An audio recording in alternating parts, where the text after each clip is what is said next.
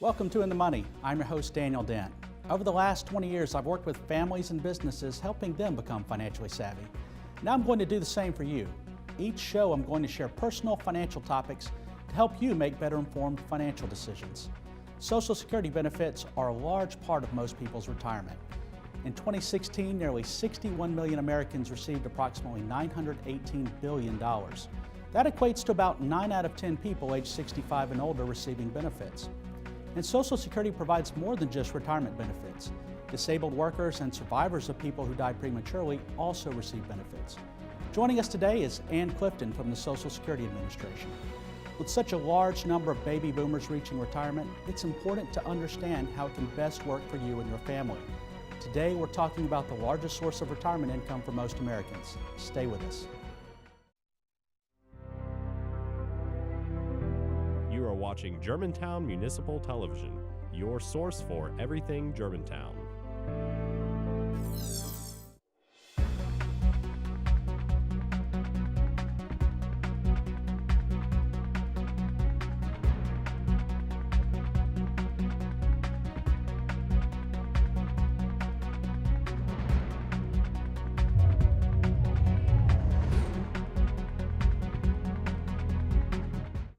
We're discussing Social Security benefits today. Joining us is Clifton, Public Affairs Specialist with the Social Security Administration.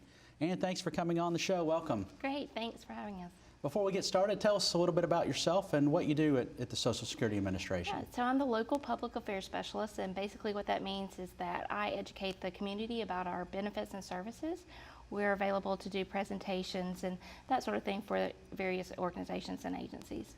One thing you shared with me was this month, or April, is the National Social Security Month.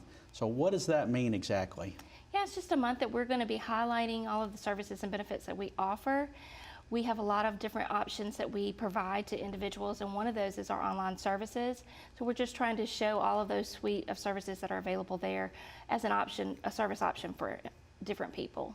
I don't know if the Social Security website was updated recently, but I was on there poking around and it looks fantastic. There's a lot of great tools, very easy to use now versus the way it had been in the past, so that's a great improvement. So Social Security benefit, something that most people retiring are relying on in retirement. How do we know what that benefit will be? Well, there's several different ways you can obtain an estimate. One of those ways is we send out a yearly statement to individuals if they're age 60 or older. If you're not 60 or older and you're not receiving any benefits, you can also get that estimate through our website. There is a tool called the Retirement Estimator, and it allows you to get what-if scenarios, such as if you want to get benefits at age 64, or maybe you want to see what it would be at age 65, or maybe you're going to retire at age 50 and you want to see how that would affect your benefit overall. Then that Retirement Estimator is a good tool for that. The other option is through our My Social Security account. It's a free online tool that allows individuals to go in and look at their information at their full retirement age 62 and age 70. They can also get estimates for disability and survivor's benefits for anyone that might survive them. So with the estimator, is that more of a general tool where you put in, I've made X amount of dollars for so many years, and it's not personalized as much, right? It is pretty personalized. You do have to have access to your information, but it is a good idea to have the statement with you that has the earnings that you've have posted on your record, so that you can use that in addition to the estimator. And so and I'm sorry, I've already forgotten what you called it, but the My Social Security, is that? Yeah, the My Social Security account. What's the big difference between that tool and then the estimator? The My Social Security account basically gives you access to your records in real time whenever you want to access them. Now, there are times where we close for maintenance and that sort of thing, but for the most part, you can do it pretty much when you want to. If you're not receiving benefits, again, you get those estimates of what you might receive. You can discover information about different benefits and services, but once you become eligible for benefits, you can also use that tool to get replacement Medicare cards, change your address, direct deposit. You can also, in some states, change or request a replacement Social Security card.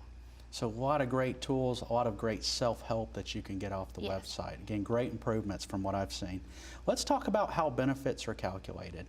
There's a lot of different thoughts and kind of rumors and things like that that you hear, but can you tell us just the basics of how your benefits calculated at retirement? We take the highest 35 years of your earnings. So basically we're using your lifetime earnings. A lot of people, or there's misconceptions that say that we use the last 3 or the highest 5, when really we're looking at your entire work history. And we take the average of all of those earnings and divide that by 420, that's just 35 times 12, and that gives us your average monthly benefit amount. But that is plugged into a formula, and that formula is the same for everyone unless you work for someone that did not pay in Social Security taxes. There's a lot of agencies and organizations that have their own pension plan, and if you work for someone like that, then you may be offset based on that. So it really, you hear some of those misconceptions. Is it the time that I've worked, or is it the level of my income? And it's really both, right? It's not necessarily one versus the other. Right. So naturally, if you've worked and you've paid in the maximum amount every year, then you're going to see a higher yield.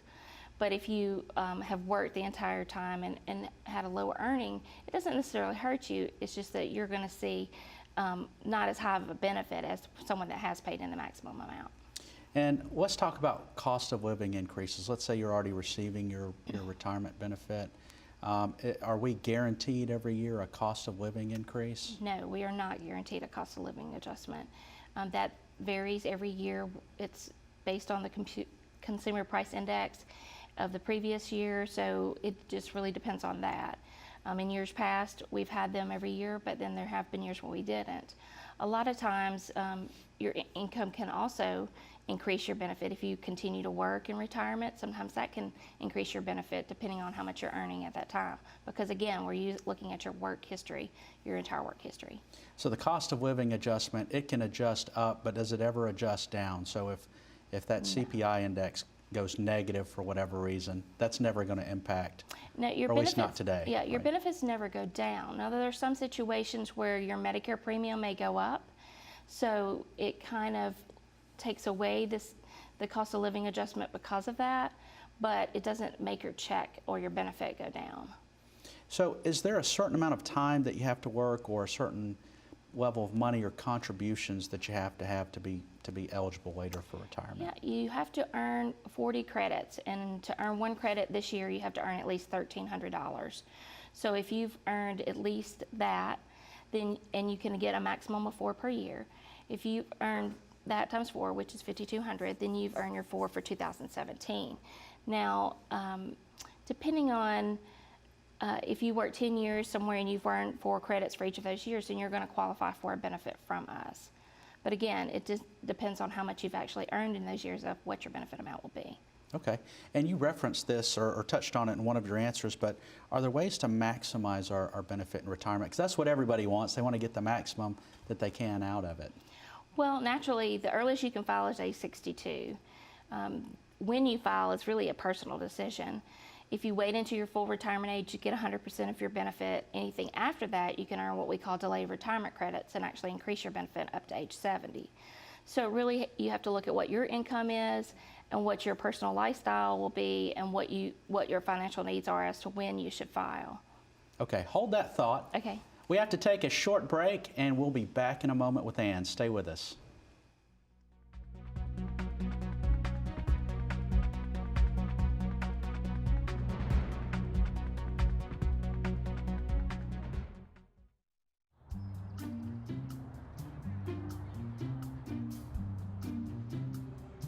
Don't worry, 74 people were picked before me in the NFL draft.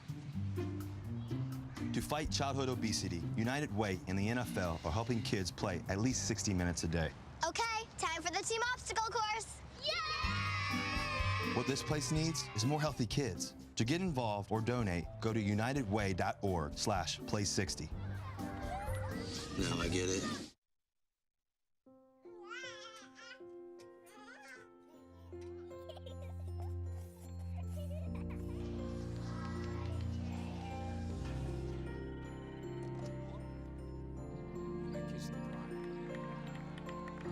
A full life, measured in seats, starts with the right ones early on. Car crashes are a leading killer of children 1 to 13. Learn how to prevent deaths and injuries by using the right car seat for your child's age and size. are watching Germantown Municipal Television, your source for everything Germantown. Welcome back to In the Money. If you're just joining us, we're talking about Social Security benefits. Today we're joined by Ann Clifton of the Social Security Administration. Ann, thanks again for coming on the show. Before we went to break, we were talking about ways to maximize your Social Security benefit, but on the flip side of that, is there anything that you could do to unintentionally reduce your benefit that people should be aware of? Sure. One of the things that a lot of people think is that once you become eligible for benefits, that you are not subject to an earnings limit. So if you are under your full retirement age, you can only earn a certain amount without it affecting your benefits. For those who are under their full retirement age in 2017, it's only $16,920. Once you turn your full retirement age, you can earn any amount, and in the year of your full retirement age, from January until your birth date, the first day of that birth month, you can earn up to $44,880. But that, a lot of people will get mistaken by that and think, oh, well, I can work and still receive benefits. But because Social Security was never intended to replace a person's income, we're assuming that they're going to retire or reduce their earnings when they become eligible for benefits. So really important to understand all the different parameters and nooks and crannies, because you could potentially negatively impact your benefit. What about pensions? There's talks of leveling with pensions if you have a state pension. How does that affect Social Security, and is Social Security affected by your private pension if you had a private pension? Yeah, the only time that Social Security is affected by your private pension was when I mentioned a moment ago. If you've worked for someone that did not pay in Social Security taxes, then you could be subject to what we call a windfall elimination provision offset, which says that if you work for an agency or organization that did not pay in Social Security, then that pension could offset what you receive from us because they were a separate program. And you also mentioned taking benefits at different ages. Generally it's 62, 65, 67, but can you take it in any range of age there, 64, 66? And what does that do to your benefit? Is that something that, what should people know about it? Yeah. Again, the earliest you can file is age 62. Anytime after that, every month that you don't file, the benefit gradually goes up. Now, the full retirement age varies based on your birth year. So most individuals who are filing today were born between 1943 through 54, so their full retirement age is 66. Anything after that, 1955 and above, it goes up by 2-month increments until you get to 1960 or later, in which you have to be age 67 to get your full benefit. And so generally speaking, if you're 62, your benefit's going to be less than if you waited till later. Now, one of the things that we had talked about prior to the show was file and suspend. Can you talk about that? Because I think that's one of the changes that's coming or is already here, right? Right, it is. File and suspend was a strategy that some individuals used. You had to be your full retirement age, and what that meant was that you would file your benefits but suspend them so that a spouse or an auxiliary could receive benefits on your record. However, if you did not file and suspend before April 30th of 2016, if you do it now, it suspends everyone. So you're suspending yourself and anyone else that might could qualify on the record. So it really just closes a loophole. Doesn't take away so much, but it was a loophole, sounds like. It does. When you retire from a job, and you touched on this as well, but what I see a lot is people retire. I have a lot of friends retiring these days, it seems like, except for me. I've got to keep going for another 20 years or so. But they'll take a break, they'll go visit their families, they'll go travel, and then I think they come to a road or a point in the road where they go, gosh, I'm kind of bored, and they want to go back to work. So if they're already receiving Social Security benefits, or maybe they're not, but what does that do when they go back and maybe take a part-time job or even a full-time job potentially? Sure. So as long as they stay under the earnings limit, they can still receive their benefits. But in addition to that, as they continue to work, because we are looking at their entire work history, there is an opportunity where sometimes that can increase their benefit. It's a automatic recomputation every year. So once their earnings have been posted with us, then we determine if they're due anything additional. Okay. And is there a maximum amount that you can earn before impacting your benefits? If you're under your full retirement age, the most you can earn is $16,920 in 2017. And in the year of your full retirement age, you're subject to that earnings limit of $44,880. So let's say you turn 62 and you decide, you know what, I'm going to take these early benefits or this earlier age. Is there a point where you can change your mind a few years down the road, or are you pretty much set in that decision that you made initially? And there are some individuals who decide later maybe they shouldn't have filed, or maybe they have reached a situation in their personal situation where they wanted to withdraw their claim. You can do that, but you can only do it once, and you can only do it within 12 months of the initial application. So if you're going to change your mind, you better do it quickly, it sounds like, right? And if you do change your mind, keep in mind that you do have to pay every penny that was paid to you back. Oh, goodness. Okay, Yeah. that is very important to Yes. know. I think it just goes to show that it's important to understand your overall retirement picture, not just one piece of it. Right.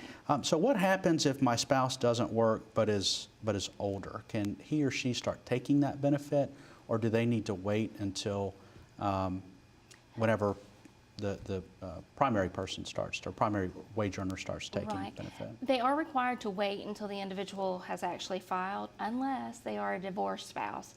A divorced spouse could file if the individual is age 62 or older and potentially eligible for benefits. But keep in mind, if you're filing on someone else's record, you can't be currently married. But your benefit doesn't affect theirs, and if your ex-spouse is remarried, it doesn't affect that individual either, or the ex-spouse. Okay, hold that thought again. We Okay. have to take another short break. We'll be right back with Ann Clifton.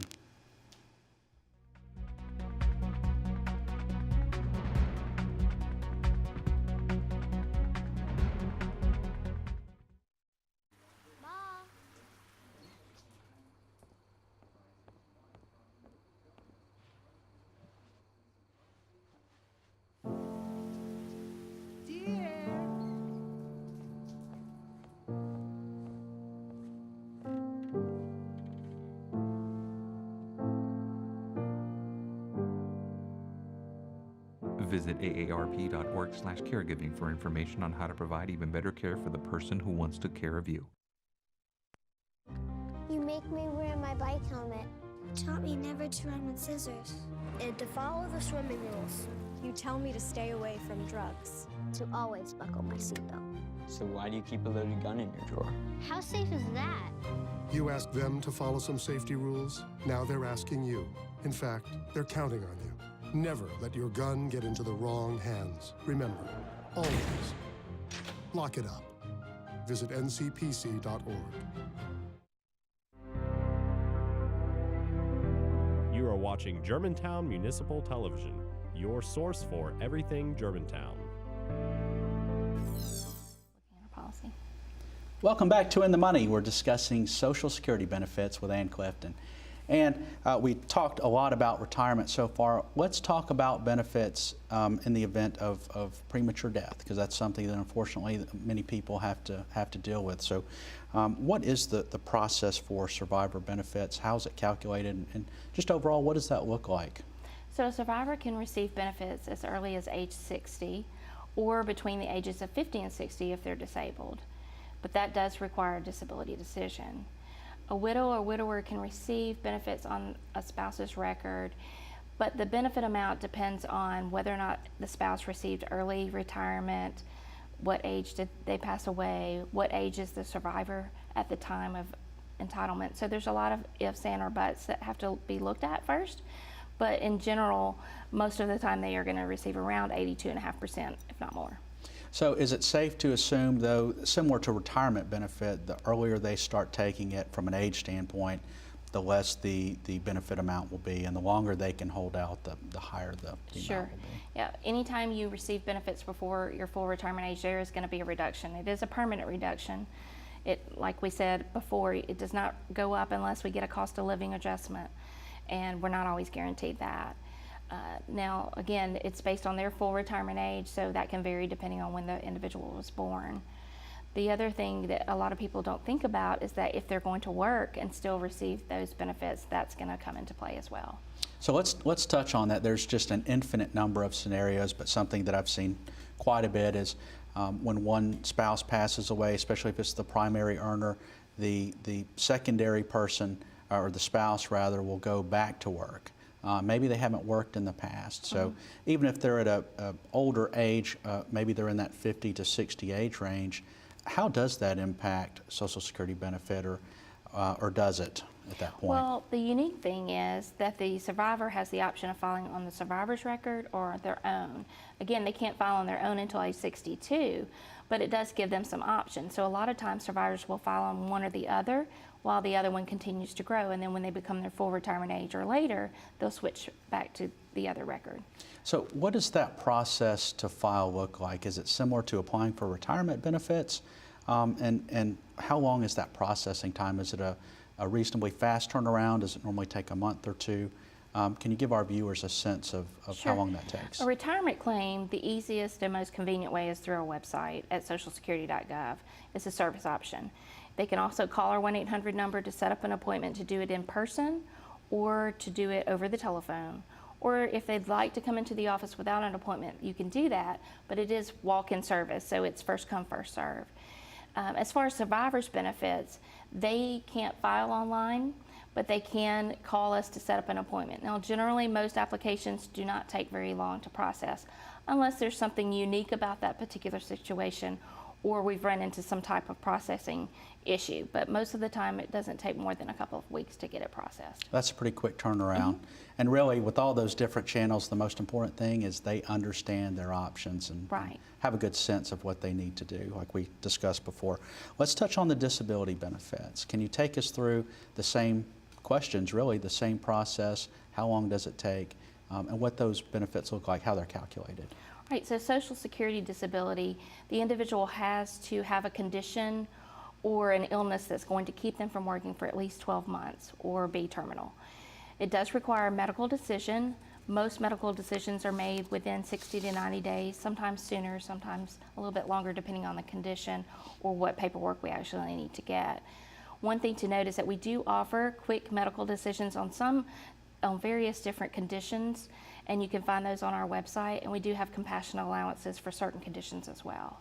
What type of documentation would somebody need to provide if they're disabled? Is it probably more than just a doctor's note, I'm assuming? Right. We actually ask for the doctor's information, and we obtain the medical records from them. And depending on what the condition is, we look at their condition, we look at their employment history, and their age at which they filed. So there's a lot of different things. Now, the Social Security Administration per se doesn't make that decision. We have a board of disability examiners that actually make that medical decision. Okay, let's switch gears for a minute, and this is an unfortunate reality, or maybe fortunate, depending on which side you sit on, but divorce. How does divorce affect your Social Security benefit? So a divorce, there are a lot of times where you might could qualify for benefits on your spouse's record, but keep in mind if you're eligible for benefits on your own record, we look at that first, unless you meet the criteria for the previous strategy that was being used by a lot of people, where individuals would file on a record and then let their spouse's record grow. Now, you have to be full retirement age when you do that, but you also have to have been 62 prior to 1/1/2016 to still use that strategy.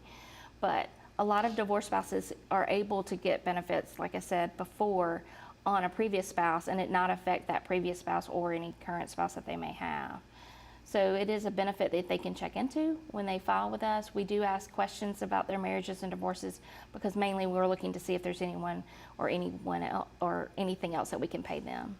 So is it similar to the way it's calculated in your options? Is it similar to if your spouse prematurely died?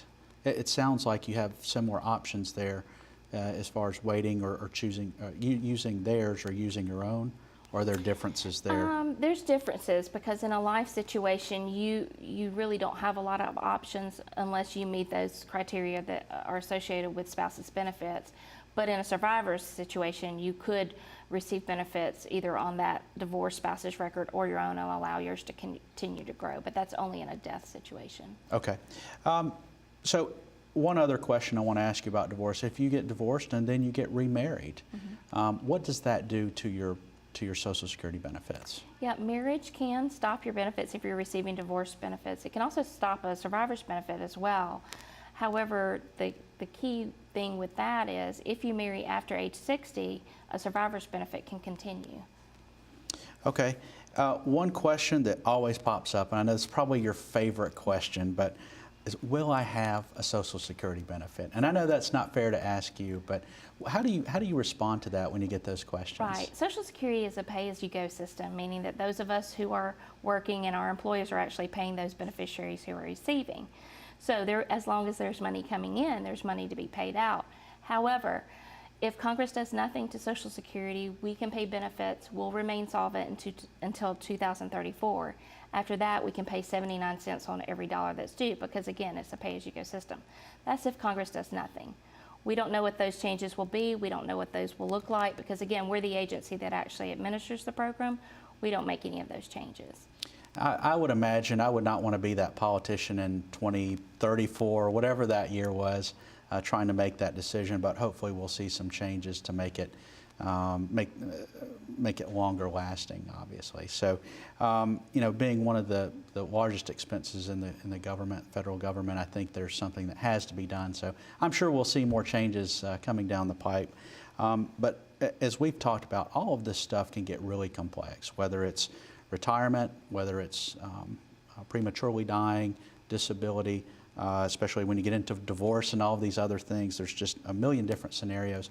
Where can people go if they have more questions? Yeah, the first place they can go is our website, which is at socialsecurity.gov, or they can give us a call at 1-800-772-1213 to talk to a representative, or they can visit any of our local offices. Ann, thanks so much for coming on the show today. Appreciate you coming out. Social Security benefits are a large piece of the retirement puzzle, and I emphasize piece. Laws change, benefits can increase or decrease. The best thing you can do is to be prepared for gaps in your income, take steps to take care of your family if you were to die prematurely, and prepare by saving for your retirement. Think about saving for retirement without relying on pension benefits, whether it's public or private. Think about Social Security benefits as icing on the cake. Doing that will provide an incredible peace of mind knowing you can retire comfortably because you have a large nest egg. That's all the time we have today. Thanks to Ann Clifton, and thank you for watching. If you'd like to see more shows, follow us on YouTube or Facebook at Germantown Municipal Television. You can also visit our website at www.gmtvonline.org. And remember, each person's financial situation is unique. Before making any decision, speak to a financial professional to see if our discussions today are in your best interest. We'll see you next month. I'm Daniel Dent, and now you are in the money.